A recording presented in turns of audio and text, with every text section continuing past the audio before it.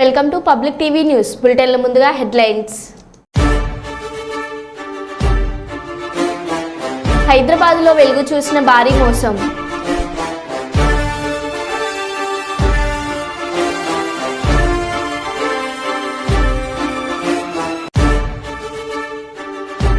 మంగళగిరిలో 2,30,00,000 రూపాయల కరెన్సీ నోట్లతో అలంకరించబడిన వినాయకుడి మండపం.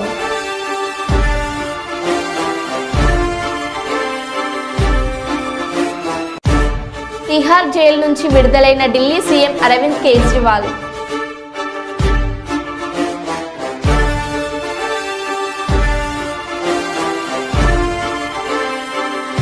వరద బాధితుల సహాయార్థం సీఎంకు విరాళం చెక్కును అందజేసిన బాలకృష్ణ కూతురు.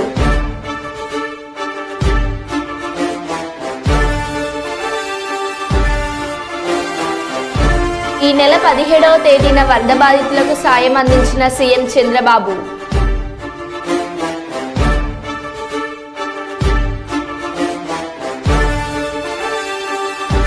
సాంప్రదాయానికి ప్రతీకగా నిలిచిన అమలాపురం కూరగాయల మార్కెట్ వర్తకుల కోలాటం.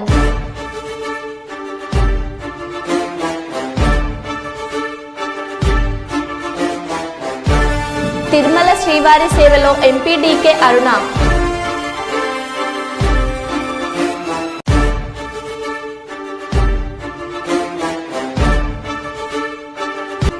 వరంగల్ నగరంలో ప్రథమంగా 40 అడుగుల భారీ మట్టి గణపతి విగ్రహం.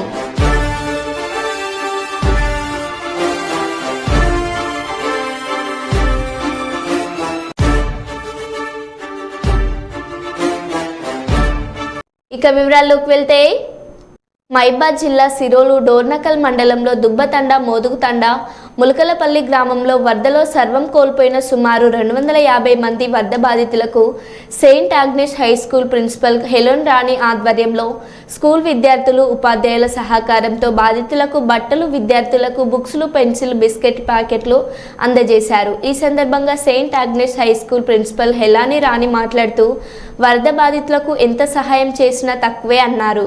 ప్రతిరోజు వరద బాధితుల గురించి గ్రామస్తులను అడిగి తెలుసుకుంటున్నామన్నారు. వరదలో ఇంట్లో ఉన్న బట్టలు కొట్టుకుపోవడంతో బాధితులకు కట్టుబట్టలే మిగలడంతో మా వంతుగా బాధితులకు బట్టలు పంపిణీ చేశామన్నారు.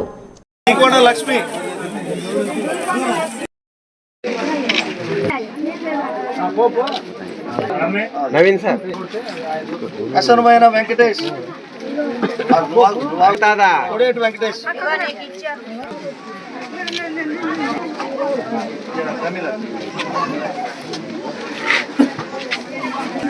జాగట్ ఉపదేశ హేమలత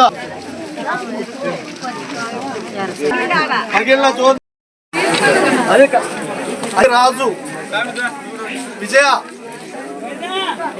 రాజు తీసుకొని రామగిరి వీరయ్య అన్ని పోయినాయి. ఏం లేవు, చెప్పు కింది దిగండి.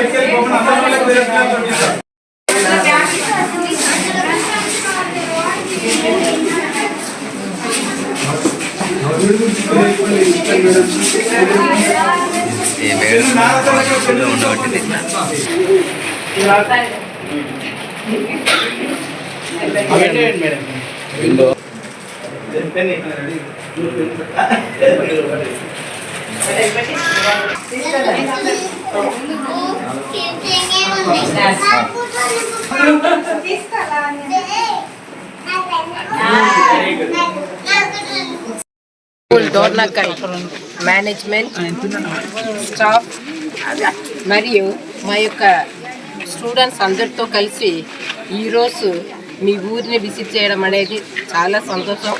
కాకపోతే ఇంకొక విషయం చూడటానికి బాధ అనిపిస్తుంది. ఒక్కొక్కరి విషయాలు వింటుంటే ఇంత పోగొట్టుకున్నారా అని అనిపిస్తుంది. కాకపోతే మేము అన్నీ చేయలేము. కాకపోతే నేను ఇందాక చెప్పినట్టు మేము ఆ రోజు నుంచి ఈ రోజు దాకా అసలు వీళ్ళకి తిండి దొరుకుతుందా లేదా, వీళ్ళ పరిస్థితి ఏంటి అని ఎవరో ఒక్కరిని అడిగి నేను ప్రతిరోజు కనుక్కుంటున్నాను. ఎవరిని కనుక్కున్నా వాళ్ళకైతే తినడానికైతే తిండి వస్తుంది, పర్వాలేదు అని చెప్పారు. తర్వాత ఒక న్యూస్ ఏమొచ్చిందంటే వాళ్ళకి పట్టలు లేవు, ఎవరైనా పట్టలు పెడితే బాగుంటుంది అన్నారు. పట్టలు పెడితే మంచిదే పెట్టాలి, నేనే స్వయంగా వెళ్ళి మీకోసం మంచిది సెలెక్ట్ చేసి నేను మీకు తృప్తిగా అనుకుంటాను, నేనే వెళ్ళి స్వయంగా సెలెక్ట్ చేసి ఇస్తే మంచిది ఇవ్వాలి అని లిస్ట్ తీసుకొని సార్ ఇందాక 140 మెంబర్స్ ఇచ్చారు, మేము 140 మెంబర్స్ కూడా మీకు ఇస్తున్నాం ఈ ఊర్లో, మళ్ళీ ఇంకా 2 ఊర్లో కూడా ఇస్తున్నాం. సో మీరు మాకు ఛాన్స్ ఇచ్చినందుకు మీకు కూడా ధన్యవాదం. ఎంతో కొంత మా వంతు మేము చేయగలిగినందుకు మేము కూడా పూర్తి చేస్తున్నాం. మీ నష్టాన్ని మేము పూర్తిగా చేయలేము, కాకపోతే మీతో మేము కూడా ఉన్నాము అని చెప్పటానికే ఇంత దాకా వచ్చినామే, కానీ మేము ఏదో పెద్దలు చేస్తాం కాదు. కాకపోతే ఇప్పటి నుంచి అయినా మీరు అంత మంచిగా ఉండాలని, మీరు సేఫ్గా ఉండాలని మనసారా కోరుకుంటూ, మీకు ఇంత అవకాశం ఇచ్చినది మీరు తీసుకోవడం కూడా అంత ఈజీ కాదమ్మా. ఇవ్వడం కూడా మాకు తృప్తి ఇవ్వచ్చు, కానీ తీసుకున్నప్పుడు మీకు కూడా బాధ అనిపిస్తుంది, అయ్యో ఇంకొకరి కాడ తీసుకోవాలా అని అనిపిస్తుంది. కానీ మీరు మనసారా మమ్మల్ని దీవించి మేము ఇచ్చిన ఈ చిన్న గిఫ్ట్ని కూడా తీసుకున్నందుకు మీకు కూడా ధన్యవాదాలు. పాఠశాల విద్యార్థులకు ఈరోజు మా సహాయంగా మేము విద్యార్థులకు పెన్నులు, పుస్తకాలు మరియు వరద బాధితుల్లో కోల్పోయిన వారికి మేము వస్త్రాలు ఇవ్వడానికి వచ్చాము. మా స్కూల్ తరఫు నుంచి మేము మా విద్యార్థులము, మా గురువులు అందరూ కలిసి కొంత మనీ డొనేట్ చేసి ఆ వస్తువులు తీసుకున్నాము. ఇలాంటి అవకాశం కల్పించినందుకు అందరికీ ధన్యవాదాలు. అదేవిధంగా కొందరు దాతలు పెద్ద మనసుతోటి వాళ్ళని ఆదుకోవాల్సిందిగా మేము కోరుతున్నాము. మేము చిన్నారులకు పాఠాలు చెప్పి వాళ్ళతో ఎంతో సంతోషంగా గడిపాము. అంకిత భావం, చిత్తశుద్ధితో పనిచేసే కె రాంబాబు మాస్టర్ నేటి ఉపాధ్యాయ యువలోకానికి ఆదర్శప్రాయుడని జిల్లా ఉత్తమ ఉపాధ్యాయ అవార్డు గ్రహీత పాఠశాల ప్రధాన ఉపాధ్యాయురాలు గరిమెల్ల అరుణ అన్నారు. శుక్రవారం తూర్పుగోదావరి జిల్లా అనపర్తి నియోజకవర్గం రంగంపేట మండలం చండేడు ప్రాథమిక పాఠశాల పూర్వ ఉపాధ్యాయుడు కోరమటి రాంబాబుకు ప్రధాన ఉపాధ్యాయురాలు గరిమెల్ల అరుణ, ఆమె తల్లిదండ్రులు స్వర్గీయ గరిమెల్ల సుబ్బాలక్ష్మికి జగన్నాథ శాస్త్రి సోదరుడు హరికృష్ణ స్మారకార్థం మండల స్థాయి ఉత్తమ ఉపాధ్యాయ అవార్డును ప్రదానం చేసి అనంతరం జరిగిన సమావేశంలో మాట్లాడారు. ఈ కార్యక్రమంలో ఉపాధ్యాయులు ఎం కాంతారత్నం, పి మీనాక్షి, మధులత, శివరామకృష్ణ, సునీల్ కుమార్, మాణిక్యాలరావు, చందన వీర్రాజు, స్థానిక welfare and education assistant MD Jani, B Nagamani తదితరులు రాంబాబు మాస్టారు గాని ఘనంగా సత్కరించారు. సన్మాన గ్రహీత రాంబాబుకు సభకు కృతజ్ఞతలు తెలిపారు.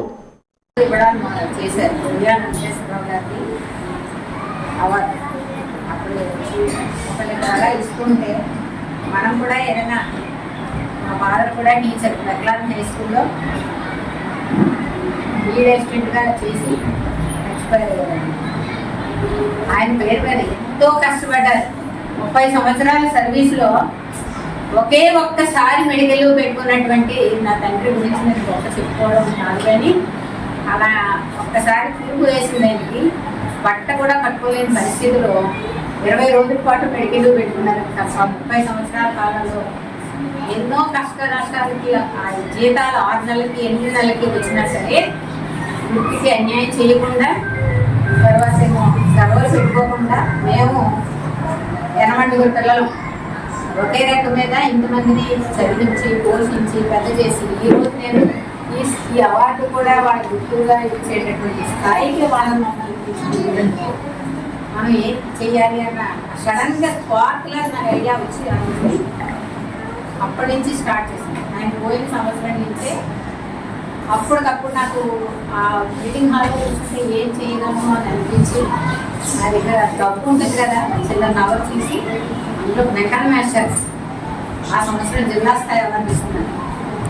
ఆ సంవత్సరంలో ఆయనకి ఇచ్చి అవార్డు ఇచ్చిన వ్యక్తికి నేను కవర్లో డబ్బులు పెట్టి ఆయన చేతిలో పెట్టి ఈ సంవత్సరం నుంచి నేను ప్రతి సంవత్సరం కూడా మా తల్లిదండ్రుల జ్ఞాపకార్థం నేను అవార్డు ఇస్తానని చెప్పి అక్కడి నుంచి ఈ రోజు వరకు వాళ్ళని గుర్తించుకుంటూ ఉపాధ్యాయుని గౌరవించడం జరుగుతుంది.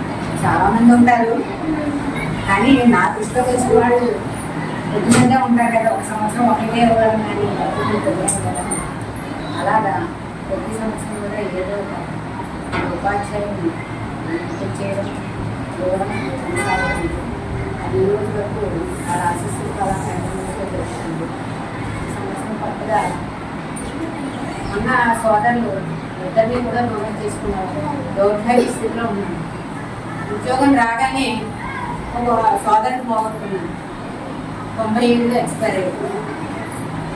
ఆ బాధని మన సిఆర్పి రాజధాని చూడంలో సరిగ్గా ఆయన వయసు, ఆ తమ్ముడు పోయిన తమ్ముడు వయసు, ఎందుకో దేవుడు అలా ఏర్పాటు చేసేటందుకు ఆయనతో చూసుకుంటాను. ఈ మధ్యకాలంలో మళ్ళీ సోదరుని చివరికి వచ్చినట్టు ఆయనలో పోగొట్టుకున్నాను. ఒక రకం తెలియనటువంటి వేదనలో తింటున్నాను. ఎందుకు కార్యక్రమాలు చేస్తామంటే కొత్త మనశ్శాంతి కోసం ఇలాంటివన్నీ చేయడంలో నాకు బాధను తగ్గించుకుంటాను.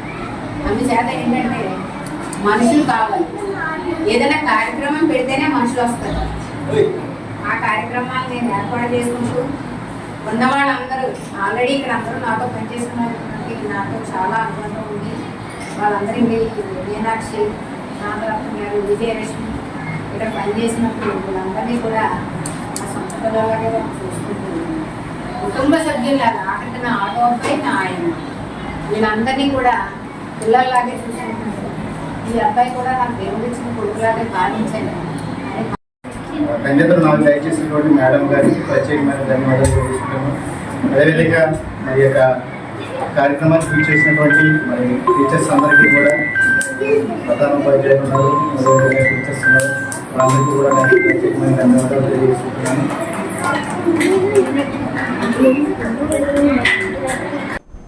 ముఖ్యమంత్రి సహాయ నిధికి 5 కోట్ల విరాళంగా అందించిన డాక్టర్ రెడ్డిస్ ల్యాబొరేటరీ సచివాలయంలో ముఖ్యమంత్రి రేవంత్ రెడ్డిని కలిసి చెక్కును అందజేసిన doctor Reddy's laboratory vice president doctor V Narayana Reddy.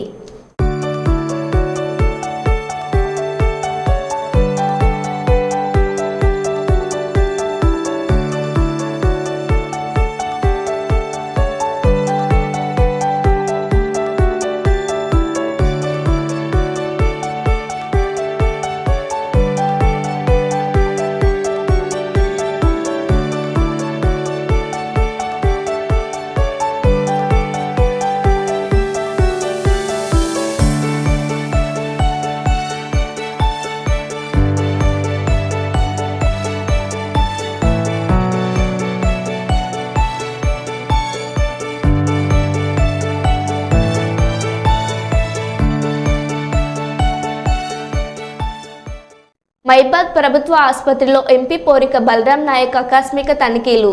అనారోగ్యంతో బాధపడుతున్న బాధితులను పరామర్శించిన ఎంపీ బాధితులకు మెరుగైన వైద్యం అందించాలని ఎంపీ ఆదేశం.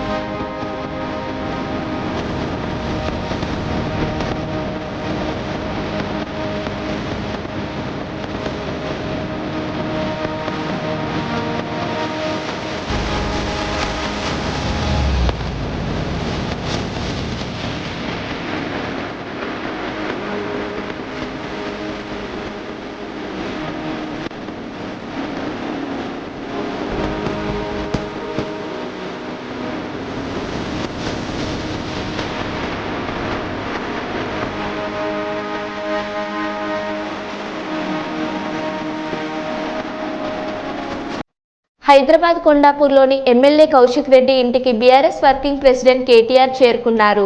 ఇటీవల కౌశిక్ ఇంటిపై దాడి జరిగిన నేపథ్యంలో ఆయనను పరామర్శిస్తున్నారు. షేర్లింగంపల్లి ఎమ్మెల్యే అరకెపూడి గాంధీతో జరిగిన వివాదం, బీఆర్ఎస్ నేతల అరెస్టులు, పోలీసుల తీరుపై ఇరువురు చర్చించనున్నట్లు తెలుస్తుంది.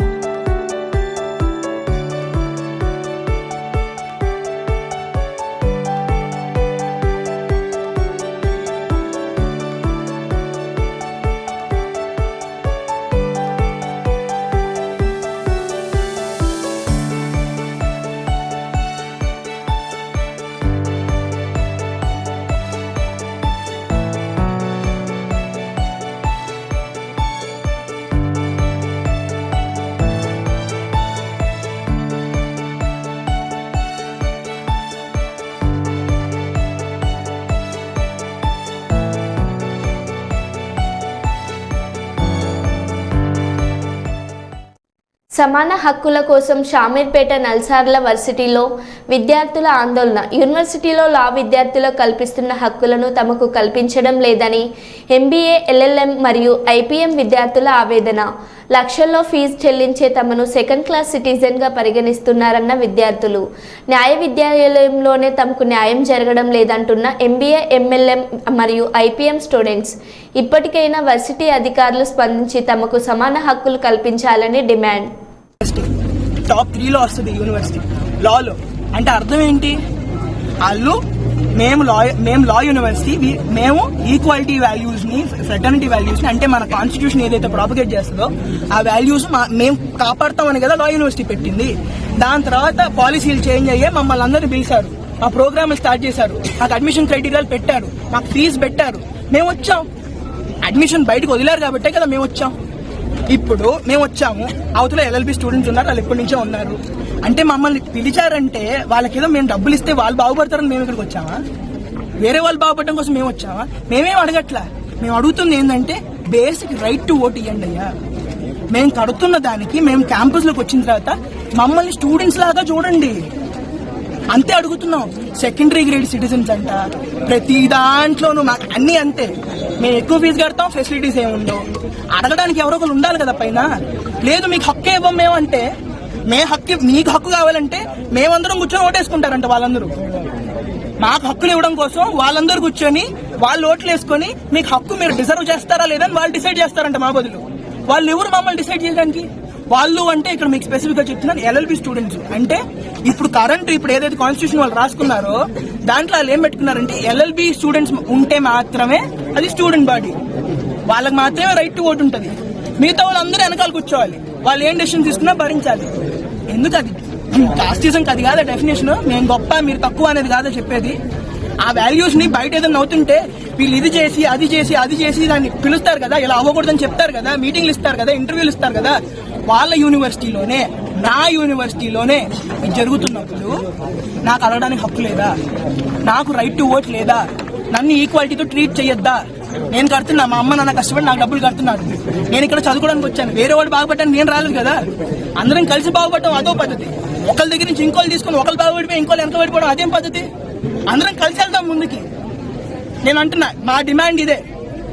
ఉన్న కాన్స్టిట్యూషన్ ఏదైతే ఉందో అది డిస్మాంటిల్ చేయాలి, అది తీసేయాలి. అందరినీ పెట్టుకొని కాన్స్టిట్యూషన్ చేయాలి. ఇది థర్డ్ టాప్ లా యూనివర్సిటీ కదా. ఇంత పెద్ద ప్రెస్టీజియస్ యూనివర్సిటీ అయినప్పుడు వాల్యూస్ ప్రాపగేట్ చేస్తున్నప్పుడు యూనివర్సిటీ లోపల చేయరా? Different is not equal, separate is not equal అనే కాన్సెప్ట్ వాళ్ళే కదా ప్రీచ్ చేస్తారు, వాళ్ళే చెప్తారు కదా. మీరు సపరేటు, మేము సపరేటు, కానీ మీరు ఈక్వల్. డిఫరెన్స్లు ఉంటాయి. మన దాంట్లో హిందీ మాట్లాడే తెలుగు వాళ్ళు మాట్లాడే ఇంకో స్టేట్ వాళ్ళు ఉంటారు, ఆడుంటారు, ఈడుంటారు. అందరూ సిటిజన్స్ ఆఫ్ ఇండియా కాదా? అందరూ కాన్స్టిట్యూషన్ లో నాకంటూ హక్కు ఉంది కదా, ఓటు హక్కు ఉంది కదా, అంతే ఉండాలి ఎక్కడైనా. ఇప్పుడు వాళ్ళు పెట్టుకున్నారు ఎవరికి. రాష్ట్ర వైద్య ఆరోగ్య కుటుంబ సంక్షేమ శాఖ మంత్రి దామోదర్ రాజనరసింహ సంగారెడ్డి జిల్లా కలెక్టర్ కార్యాలయంలో జిల్లాలో ఉన్న అతిపెద్ద మధ్యస్థాయి కంపెనీల ప్రతినిధులతో ఏర్పాటు చేసిన సమీక్షా సమావేశంలో జిల్లా కాంతి వల్లూరు గారితో కలిసి పాల్గొన్నారు.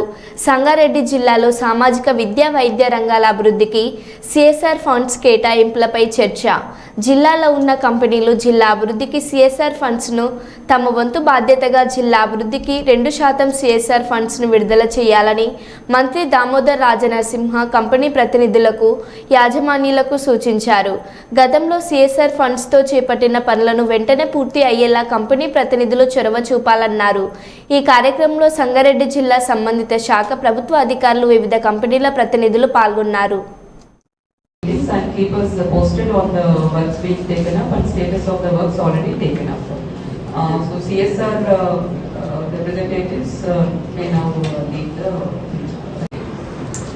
All the case HBB? Yes.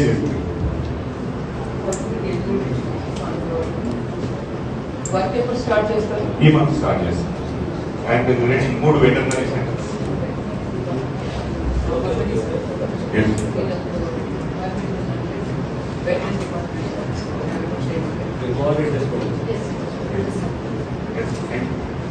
Bus కూడా అప్రూవల్ పెట్టామంటే వచ్చేదని మీకు కొనేసి ఇవ్వడం ఇష్యూ ఏం కాదు. Most probably November first week లో సెకండ్ వీక్ లో ఇచ్చేస్తామండి. క్లాస్ స్టార్ట్ అవుతున్నాయి, మా పిల్లలకి ఇబ్బంది కాకూడదు. చేస్తాను సార్, చేస్తాను. ఒక బస్సు ఇస్తున్నా, రెండు బస్సులు ఇస్తున్నా. ఒక బస్ అడిగారు, ఒక బస్ ఇస్తామండి. రెండు బస్సులు ఇవ్వండి.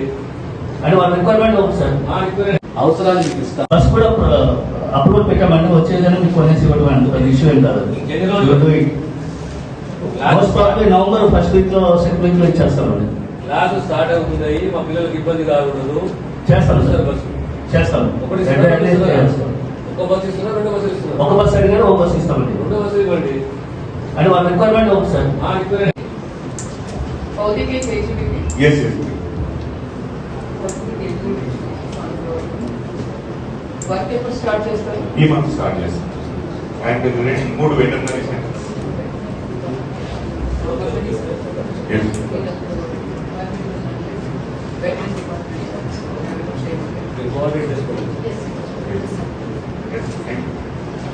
అవసరాలు మీకు ఇస్తాము, మీరు అవి తీర్చండి. డెఫినెట్లీ ఇస్తాం సార్. 3 కోట్ల వరకు మీరు ఇవ్వండి, మేము చేస్తాం. Thank you. Thank you sir. 1 minute. Already hostels అన్నారు కదా, తోషిక హాస్టల్స్ వర్క్స్ ఎంతవరకు వచ్చాయి సార్ చెప్పండి. మేడం ఇప్పుడు మొదలెడతాం మేడం. అక్టోబర్ నుంచి మొదలెడతాము, డిసెంబర్ కల్లా కంప్లీట్ చేస్తాం. 3 హాస్టల్స్ ఎక్కడ? శాన్వి కన్స్ట్రక్షన్ ఆధ్వర్యంలో వరంగల్ నగరం ఎల్లమ్మ బజార్లో 40 అడుగుల భారీ మట్టి గణపతి విగ్రహాన్ని నిర్మించడం జరిగిందని నిర్వాహకులు ఆకుతోట సంజీవ్ పేర్కొన్నారు. 45 రోజుల పాటు 40 మందిని పని వాళ్లచే 40 అడుగుల భారీ గణపతి విగ్రహాన్ని నిర్మించామని, ప్రతిరోజు నిత్య గణపతి హోమాలను నిర్వహిస్తున్నామని, 10 మంది వేద పండితుల చేత నిత్య పారాయణం నిర్వహిస్తున్నామని, ఆధ్యాత్మికత ఉట్టిపడేలా కార్యక్రమాలు చేపడుతున్నామని, ఇప్పటి వరకు వివిధ ప్రాంతాల నుండి 1,00,000 మంది భక్తులు సందర్శించుకున్నారని, ప్రతిరోజు 10 నుండి 20,000 భక్తి మందులు వస్తున్నారని, ప్రసాద వితరణ చేస్తున్నామని గణేష్ మండప నిర్వాహకులు Akuthota Sanjeev K times TV ప్రతినిధితో పేర్కొన్నారు.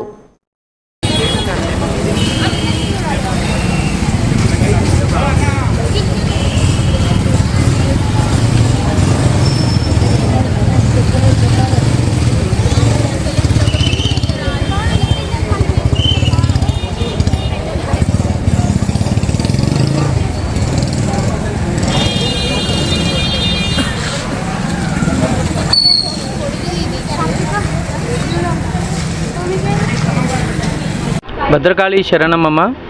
నా పేరు ఆకుతోట సంజు. ఈ 40 ఫీట్ల మట్టి గణపతిని ఎల్లమ్మ బజార్ వరంగల్లో నిర్మించాము. ఇది నేనే నిర్మించానండి.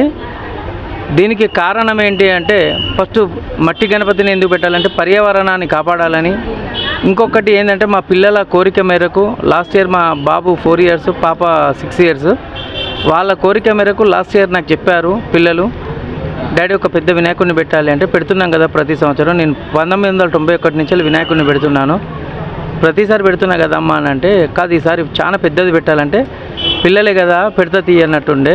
జూలై 2024లో జూలైలో డాడీ లాస్ట్ ఇయర్ చెప్పాను కదా వినాయకుడిని చాలా పెద్దది పెట్టాలని అని చెప్పి మట్టి వినాయకుడిని పెట్టాలని చెప్పారు.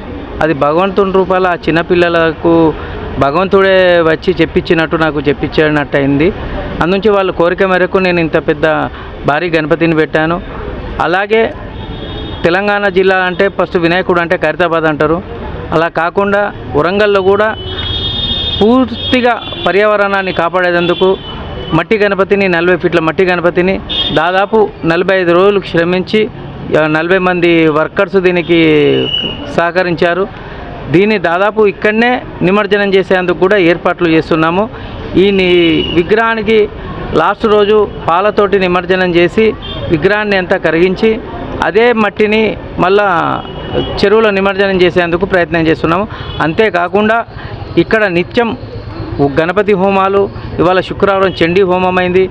ఆ స్వామివారికి రోజు మరకతలింగానికి రోజు అభిషేకాలు సాయంత్రం. దాదాపు 10 మంది వేద పండితులతోటి ఇక్కడ పారాయణాలు ఇట్లా అవన్నీ నిత్యం. అంటే ఇప్పుడు మండపాలు అంటే ఓ వినాయక మండపాలు అంటే ఒక ఎంజాయ్మెంట్ కాకుండా ఈ ఓన్లీ ఆధ్యాత్మికంగా ఉండాలని ఇక్కడ వేరే యాక్టివిటీస్ ఏం లేకుండా నిత్యం పూజలు, అరే ఇక్కడ పూజలు బాగా జరుగుతాయి అనే సంకల్పంతో ప్రతి ఒక్కరూ ప్రతి మండపాలకు కూడా పూజలు చేసి గణపతిని ఫస్ట్ ముక్కోడి దేవతలలో గణపతిని కొలుస్తారు. అలాగే మనం గణపతినే ఫస్ట్ మంచిగా భక్తి శ్రద్ధలతో కొలవాలి. అంతేకాకుండా దాదాపు ఒక 20,000 మందికి 10,000 నుంచి 20,000 మందికి రోజు ప్రసాద వితరణ జరుగుతున్నది కంటిన్యూషన్గా. మన ఇప్పటి మటుకు ఇది 7వ రోజు.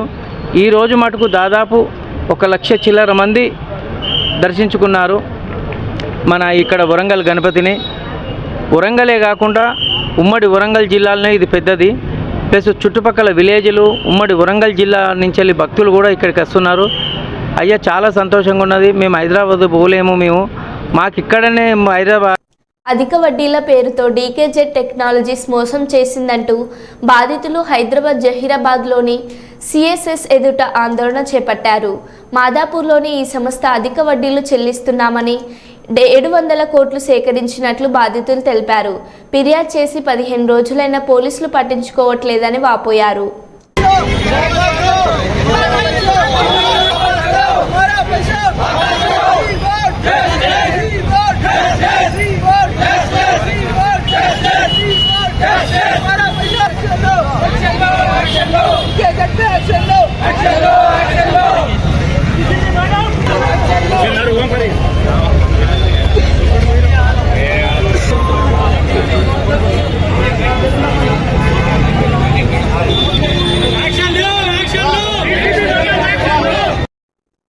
మరో బులెటిన్లో మళ్ళీ కలుద్దాం. Stay tune.